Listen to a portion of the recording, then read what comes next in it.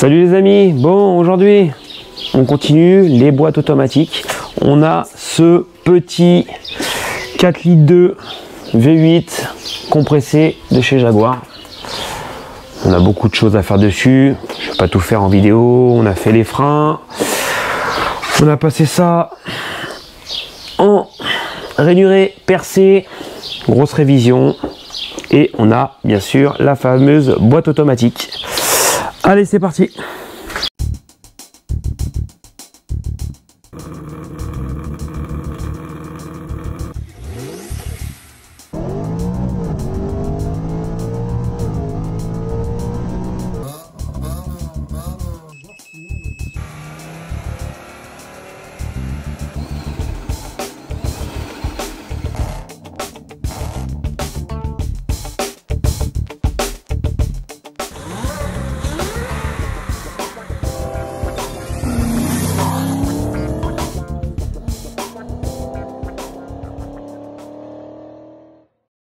Donc, comme vous savez, on continue les boîtes automatiques. Dès que j'ai des nouveaux modèles, même si c'est à peu près similaire, j'essaye donc de vous présenter un peu toutes ces boîtes. Donc pour ceux qui vont reconnaître, donc là on va voir l'huile, bien sûr, ça ne change pas. Chez mon fournisseur habituel, il n'avait pas le kit, donc on a commandé ça à part. Donc sur celui-ci, la crépine se présente comme ça. En fin de compte, ça va être directement le carter complet, plastique, avec les petits aimants. Donc celui-ci c'est pour le 6 HP26, 6 HP28. Pour ceux qui ont reconnu, c'est le même principe que BMW. Aucune différence, procédure quasi standard. On fait ça ensemble, allez. Donc on va déposer carter déjà pour commencer. Hop.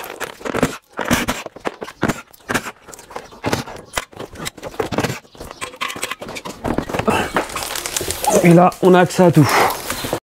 Donc voilà les amis, donc c'est déposé. Donc maintenant, on voit bien le carter. Donc là, pour ceux qui ont bien compris, la crépine, le fameux filtre, c'est le carter. Donc on change ce carter là, le carter poubelle. Serrage des boulons 10 Newton. Serrage des boulons ici de mémoire 38 Newton, je vais vérifier après. Ici 8. Vidange, on remplit. Seule particularité, contrairement à une BMW, et ben là on va avoir moins de place. Donc ça va être chiant pour le remplissage. Il va falloir jouer avec mes petits appareils, mes petits embouts, si on peut passer tranquillement. Allez, vidange en premier.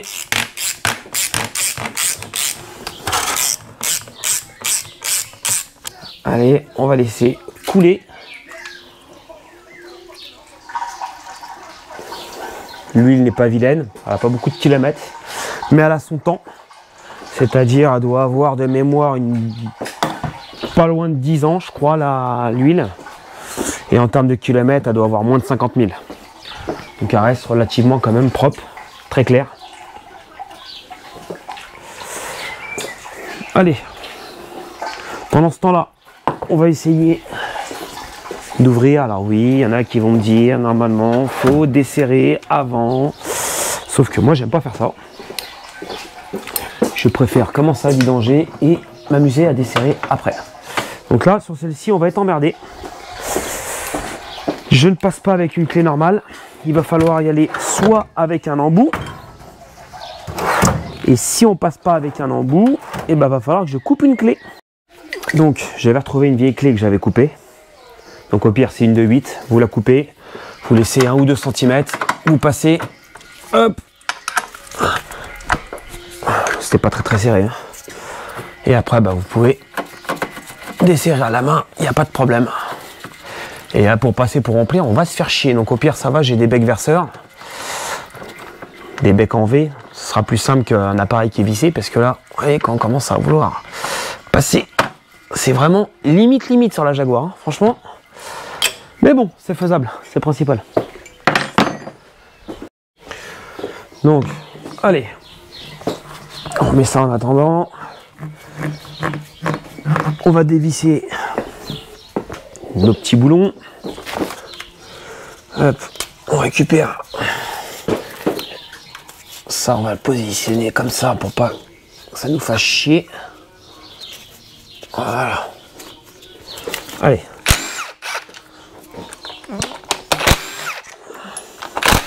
Voilà, il n'y a rien à faire, hein, vous dévissez. Alors l'avantage qu'on va avoir de ce système-là, et ben vous dévissez. Une fois que c'est dévissé, vous jetez votre filtre, hein, tout simplement, votre carter, et vous en remettez un neuf. Donc l'avantage est là. Le désavantage, bah, c'est qu'il est plus cher, forcément, hein, puisque ça fait office de carter en même temps, donc vous allez payer ça plus cher. Je crois que de mémoire, juste cette partie-là vaut 200 €. Donc c'est pas donné quand même. Hein.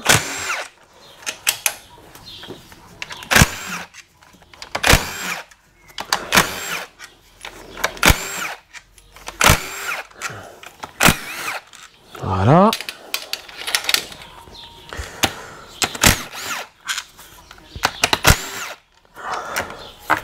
La procédure de boîte, bah, c'est la même que les autres. Hein. On remplit. On attend 40, 30 et 50 degrés sur celle-ci. Et quand vous êtes à température, et ben vous faites votre appoint et puis vous fermez. Voilà.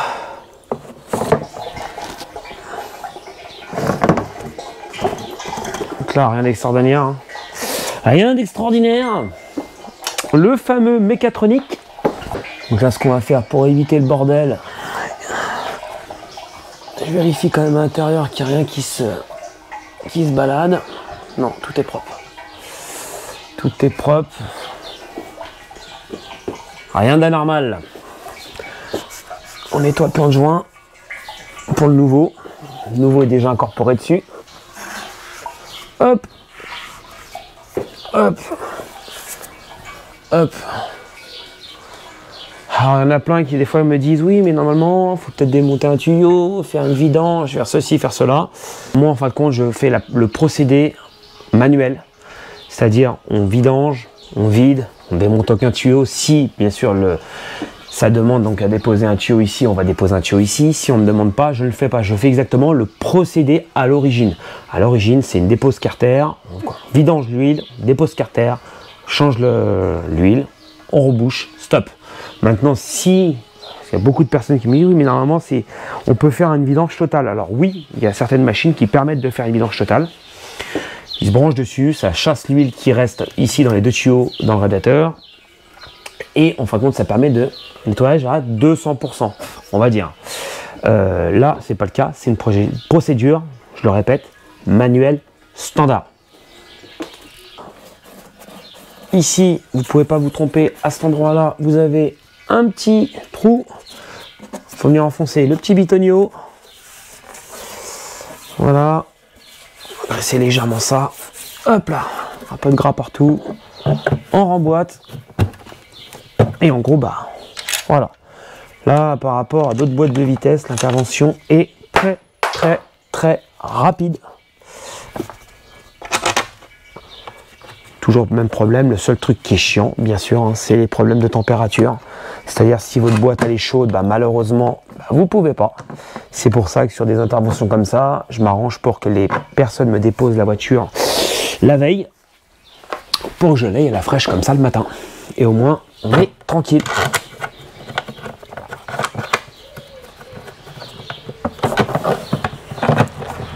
Voilà.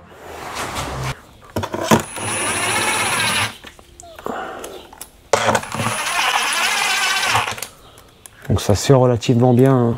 Rien de compliqué. Tout le monde peut le faire. Pareil pour les boîtes, beaucoup de personnes des fois me demandent est-ce qu'il y a des remises à jour? Alors, une calibration, on va dire exactement. Alors, pas tout le temps. Il y a certains modèles de boîtes, certaines boîtes qui les prennent, d'autres non. Les Volkswagen, généralement, c'est pas toutes, puisqu'ils nous demandent de faire un réétalonnage du mécatronique. La valise nous le dit, attention, vous le faites uniquement si vous avez touché au mécatronique. Donc, si vous pouvez le faire, si la valise vous le propose, faites-le. Si elle ne vous le propose pas, eh ben vous ne touchez pas. C'est un coup à faire du bordel. Voilà. Donc là, je rapproche, hein, je l'ai mis au minimum. Je dois être allé à 6 newtons à peine. Hop. Allez, on fait notre serrage à la dynamo.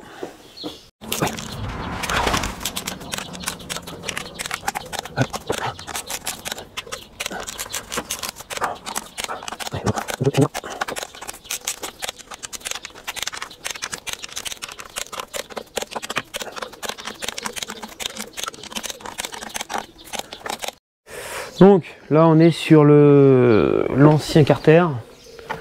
Vous voyez, on voit encore la date là, 14 décembre 2007. Et là vous voyez, on voit vraiment là, tout ça. C'est vraiment la, on va dire les frictions des disques, etc. qui viennent se coller en fin de compte au niveau des aimants. Et ce qui se passe en fin de compte, c'est qu'une fois que les aimants sont saturés, et bah malheureusement ils ne font plus leur travail et ça se promène dans la boîte. Et c'est ça qui, 3/4 du temps, dégage les mécatroniques. Donc il faut absolument, je le redis encore, absolument faire les vidanges de boîte. Donc j'ai préparé l'huile et ici on a les fameux embouts. Donc j'en parle pas souvent des embouts parce que bon, c'est vrai que je me suis jamais attardé là-dessus. Donc sur le coffret KS Tool, l'avantage c'est qu'on va avoir donc un peu les embouts de toutes les boîtes. Donc, généralement moi je me sers de celle-ci pour la ZF.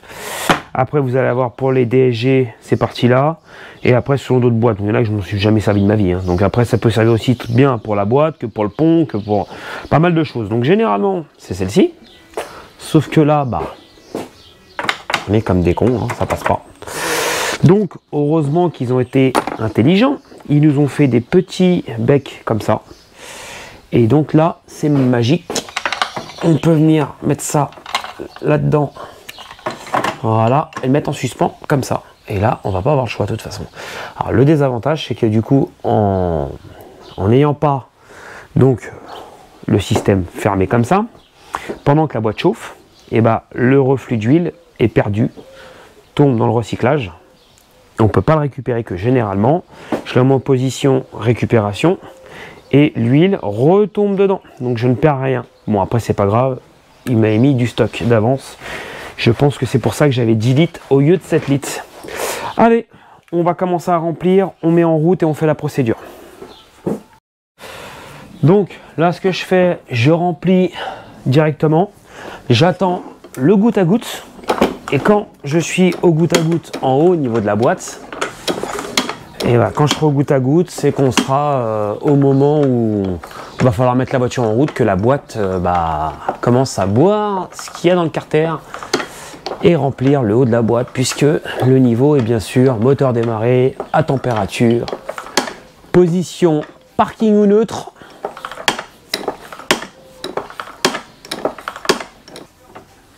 Donc voilà. Là j'ai mis à peu près 2 litres, un peu plus même, 2 litres et demi, même 3 litres même, je dirais. Et la boîte déjà commence à dégueuler. Donc vous voyez la différence, c'est quand on est obligé de faire la boîte avec ce procédé là, et bah c'est le bordel, on en fout partout. Voilà. Donc là je monte là-haut, je mets en route. Là le problème, on n'a pas trop le temps de traîner. Il faut après la mettre tout de suite en remplissage pour pas non plus que la boîte tourne à vide, hein, on est d'accord?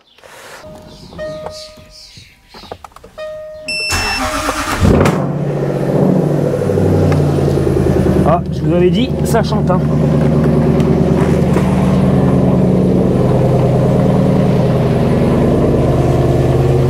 Donc là on continue à remplir.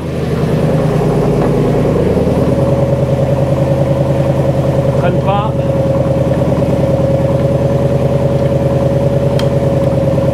Là ça s'est arrêté, donc on voit bien vraiment au niveau de la boîte, on voit bien qu'il n'y a plus de reflux, il n'y a plus de goutte à goutte. Donc là la boîte elle boit. Voilà. Là on commence à arriver au goutte à goutte, donc ça sert à rien de la remplir. Donc 6 litres 5, 6,5 litres, on a un retour au niveau de la boîte. Donc c'est le bordel comme d'habitude. Voilà. On va laisser la boîte boire un maximum.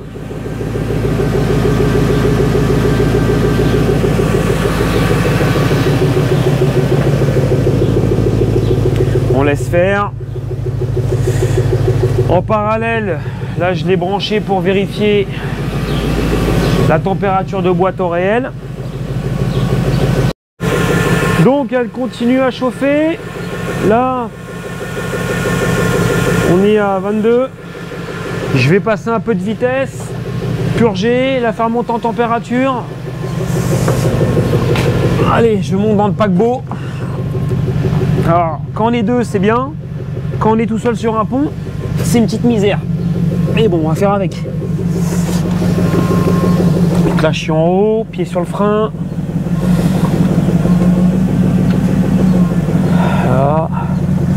10 secondes en R. 10 secondes en neutre. En D. En neutre. En R. Voilà, et à faire ça plusieurs fois. Ça permet donc de monter la température de la boîte, ça permet de purger. Et ainsi de suite. On va laisser monter en température comme ça. Donc, on est arrivé à température. Donc, mise au niveau de la boîte entre 30 et 50 degrés. Donc là, ce qu'il faut faire, vous chargez un peu la boîte, puisque de toute façon, vous avez plus d'huile que prévu, logiquement. Voilà, faut pas avoir peur. On charge la boîte. Hop là, ça, je le ferme. Et voilà. Et là, ce qu'on fait, on attend le goutte à goutte. Arrivé au goutte à goutte, et ben on ferme tout simplement.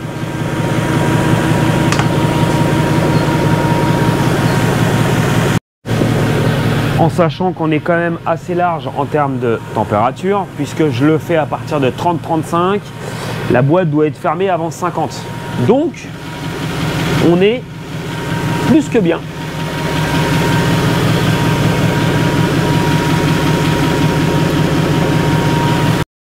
Donc là, on arrive quasi à la fin.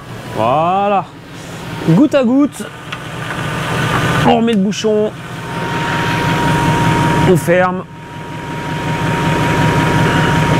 Alors l'avantage qu'on a, les températures sont quand même bonnes. Donc la boîte monte assez rapidement en température. C'est un V8. Bah forcément, il y a tout qui tombe plus chaud autour, les éléments, moteur, etc. Donc ça, il faut prendre en considération, puisque, exemple, vous faites ça avec 35 degrés dehors, la boîte elle n'aura même pas le temps de démarrer, que l'huile sera déjà à 25. Hein. Donc ça, il faut y penser. Hein. On serre ça. Ouh, ça brûle. Voilà. Pas trop fort non plus, ça sert à rien. Sur celle-ci, on a effacement, adaptation, module, commande de transmission. Voilà, démarrage, position. Hop. Hop. Opération finie. Il fait une lecture des codes de la boîte au passage. Alors l'avantage qu'on a, c'est que sur celle-ci, on peut rentrer un petit peu pousser dedans. Certains modèles, on ne peut pas du tout. Donc là, on avait l'option, donc là, tant mieux. Voilà. Procédure avec succès. Donc notre opération est finie. Donc après, ce que je conseille sur ces modèles-là, puisqu'il y a eu des modèles, ça m'est déjà arrivé 2 fois, d'avoir un plan de joint propre, monter mon carter et me retrouver avec une fuite. Donc une fois que vous avez fini, bah, vous laissez donc votre voiture moteur éteint et vous surveillez quand même qu'il n'y a pas de fuite au niveau d'un joint, d'un boulon ou autre. Vraiment, c'est vraiment important. Je me suis fait avoir une fois et depuis maintenant, je vérifie tout. Ah, il n'y a pas de fuite, il n'y a rien. Donc là on est bon, on peut remonter. Bon voilà les amis, on a fini donc ce petit 4 litres 2.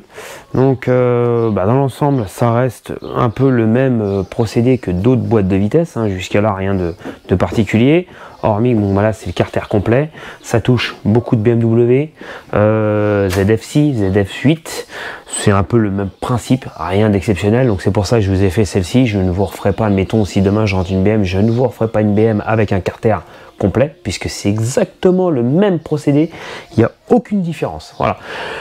Généralement vous avez le bouchon de vidange en plein milieu et remplissage droite ou gauche, donc c'est vraiment pareil. Les températures toujours pareil, 30 à 50 degrés, rien d'exceptionnel, 10 newtons de serrage pour les boulons de carter, vous allez avoir 8 pour le bouchon de vidange et généralement entre 38 et 45 pour le bouchon de remplissage. Voilà, bah écoutez, j'espère que cette petite vidéo vous a plu. Pensez à partager, un petit pouce bleu, pensez à aller sur la petite boutique qui va bien, et puis je vous dis à la prochaine, ciao.